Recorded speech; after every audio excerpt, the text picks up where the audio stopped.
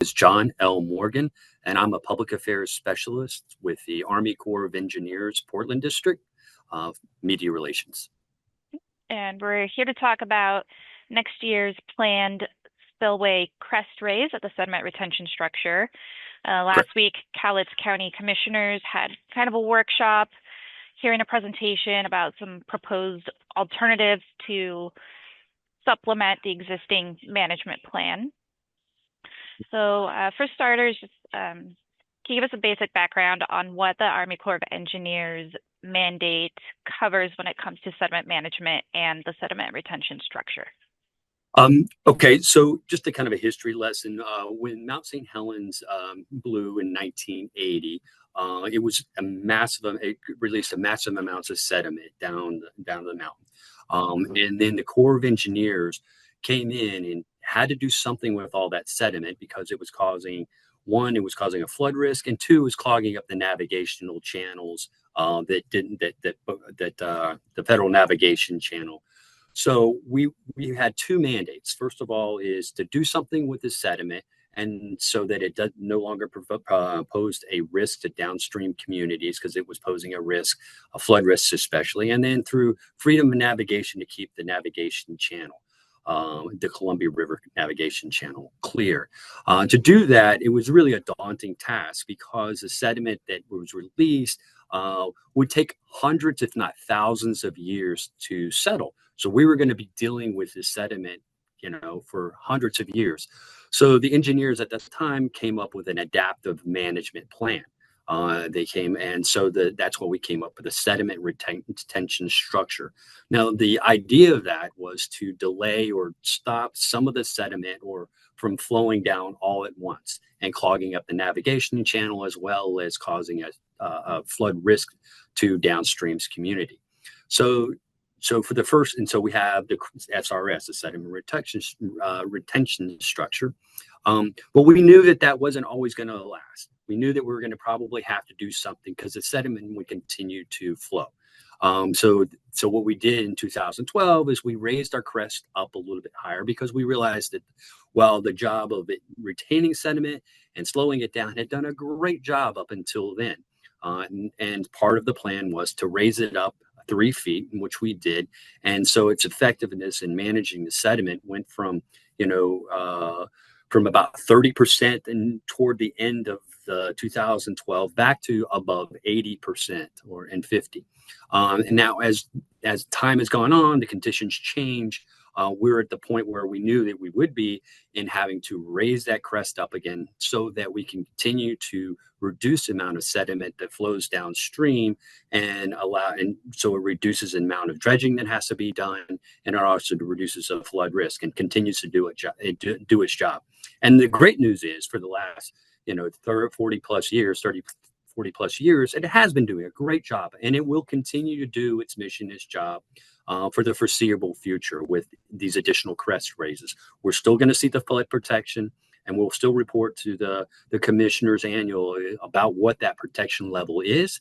And then also it reduces how much dredging we have to do within the Federal Navigational Channel in the Columbia River to keep that free. And that's really expensive to do. So as long as we can continue to minimize the impacts of the sediment and just let it flow naturally, then that's what we're supposed to do. That's what we're being asked to do.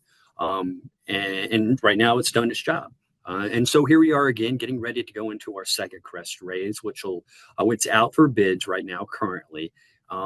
And the estimated cost the bidding cost is between $25 million and $100 million. We don't know for sure because of bids. It's still out for bid. Now, we expect the crest raise to be finished and completed in about October 2027. So it's about a 2-year project. And that'll be the next crest raise. We went as part of the initial authorization is to study this problem. We had initial authorizations to come back and look how well we did and how well we're doing. So we did go back in 2019 and looked at, how have we done and what it looks like in the future. And right now, what the science is telling us is that we'll continue to do what we're doing and then reevaluate. I know there's some new technologies out there, and we had some pilot programs to grade level where we grade some logs down to slow in the flow of sediment, and that pilot program worked out really well. And so that is in the future designs as we get further and further into the long-term management of this structure. So we did go in there and look at what could we do, how well were we doing it, were we still able to do what we were asked to do, and the answer to that was all yes. And so that's where we are. We really stood, but I mean, we really stayed within our lanes of what we were asked to do within our authorizations. And so that's where we are now. But yeah, so we have looked at some of these existing technologies and we'll continue to adapt. And the great news is that we have some really concerned, we have some people out there, some concerned citizens that are really involved, and they've been very helpful in providing the feedback, sometimes almost too much, but we appreciate the feedback and working with them so that, that we both come up with solutions that work for everybody. Right. And you did just touch on this a little bit in your last answer, but when we're talking about 2019, when you did that reevaluation study, were there any changes that were made after that? Not that I recall. I don't recall any about. I had to do some fact checking on that, but I don't believe there were any really major changes to how we were managing that structure. We were going to continue on with what we had planned, and it was just a matter of when we wanted to do it. So the crest raise in 2027 this year. We would have liked to seen it done maybe a little sooner, but it's continued to do its job. And then we'll try and get ahead of maybe the next crest raise in 2037 and look at in the next 10 years, evaluate how well that's working and whether or not, that next crest raise will need to happen later or sooner. But right now, everything seems to be working pretty well. And there's been some discussion about, you mentioned 2 crest raises on the horizon and whether that is all that can physically be added because of seismic concerns, or is there actual potential for further crest raises beyond that? There could be, yes, but right now it's not the plan to. But if we did go further with the additional crest raises, it will be engineered to withstand any seismic activity as it is now.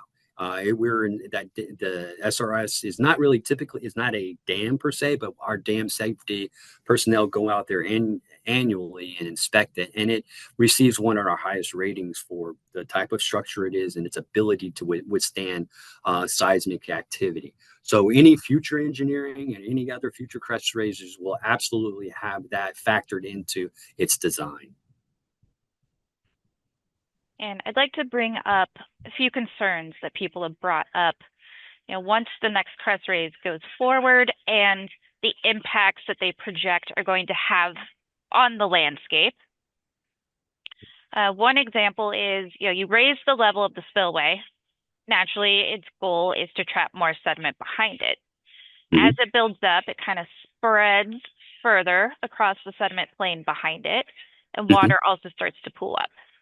They're concerned that this is going to drown and choke out not only vegetation that has established itself since the last crest raise in 2012, but spread even further and impact vegetation outside of that.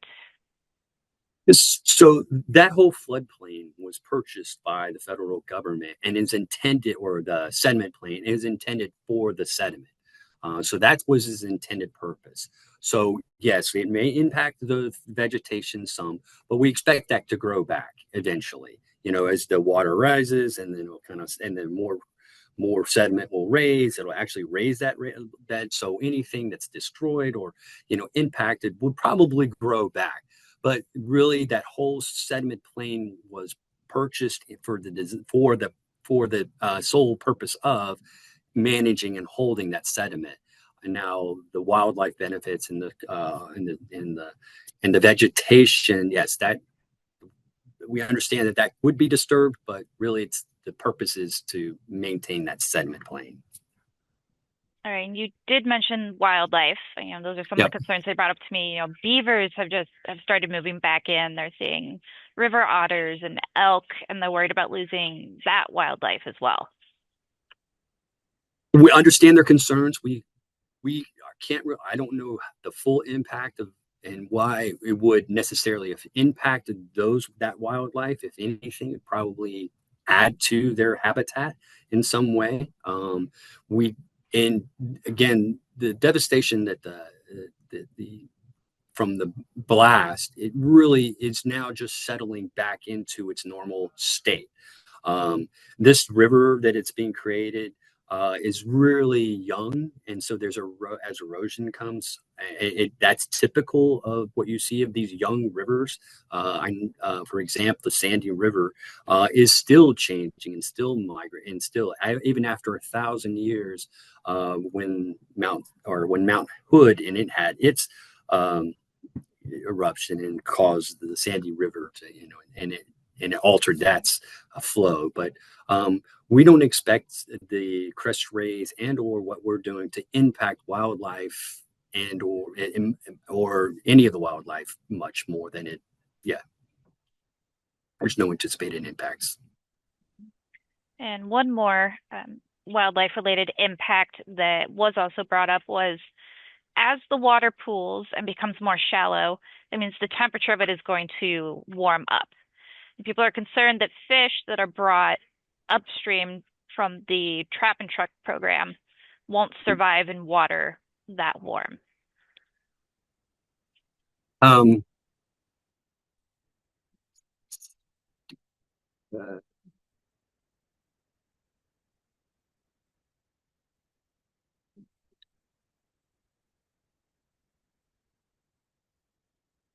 We don't expect I was just looking back at my notes. Yeah, we are not expecting the water temperature to change in those tributaries. We don't expect that to happen. All right. Just to try to understand it myself, are you saying that the tributaries where the fish are going to be released are further upstream from where this immediate water temperature sediment impact would be? Correct. Yes. Yes, it would see released upstream of the tributaries outside of the sediment plain. So we don't expect the temperatures to raise in those tributaries based off of the sediment plain itself getting higher, because we'll truck around the sediment plain for those fish. Okay. And one of the main things I've heard proposed from this researcher who gave the presentation to the Cowlitz County Commission, Colin Thorne, and from other concerned citizens is they are very interested in exploring further the idea of adding grade building structures upstream, like engineered log jams that will slow the flow of the river and allow settlement to start to drop out before it even reaches the sediment retention structure. And you already started exploring that a little bit in a pilot program in 2010. Can you tell me a little bit about how successful that 2010 pilot program was? It was successful for sure, but it was on a very small scale, and something that we'll probably it is part of the plan going forward, but the cost it was explained during the meeting was really underestimated. It really is going to be a lot more expensive or costly to put those kinds of grade building structures or engineering log jams, if you will, to put those in. Right now, the most cost-effective way is to do these sediment raises or these crest raises first, and then as we move past and beyond that, is to put into those upstream the engineering log jam or the grade increases using the logs. And I forget the name of it, but yes, those logs that we put down to slow down the sediment. But that is that will be in a long-term plan. And when you say long-term plan, at what point in your planning is the Army Corps of Engineers looking at starting that process? Probably until not we after our evaluation of 2037, when our next crest raise goes in, and we can determine, the effectiveness of those last crest raise and how effective it is. Then after probably 2027 or 2037, we'll look at other options, and that would include, those types of engineering, those the engineering law, whatever they're calling it. I get the correct name for that, but grade structure increases. That's what they're at. Yep.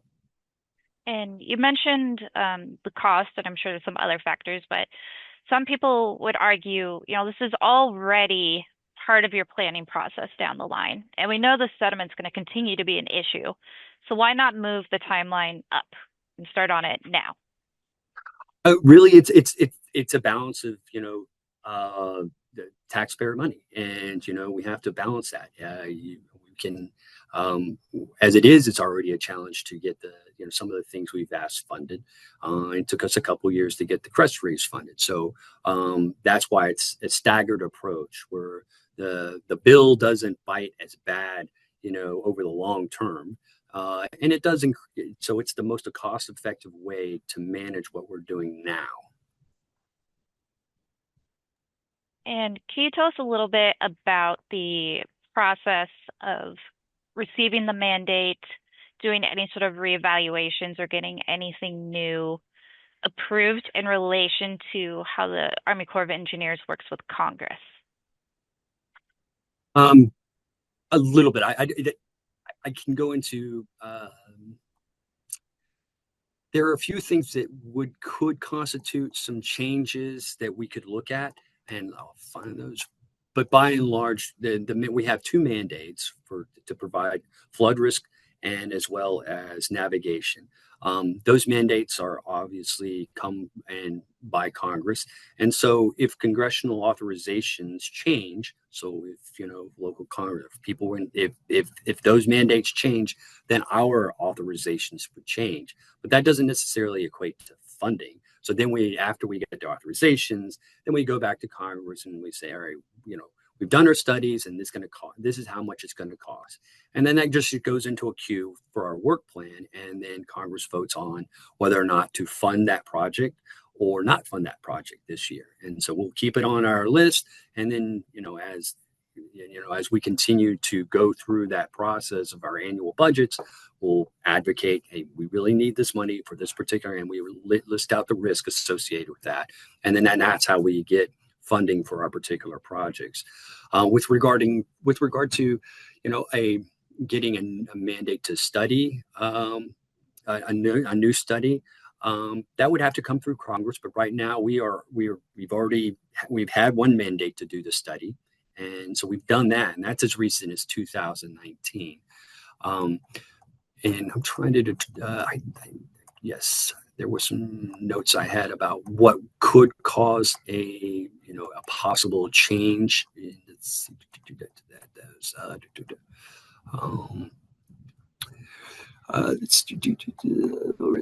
had it all up here. Excuse me, sorry. I just look at my notes.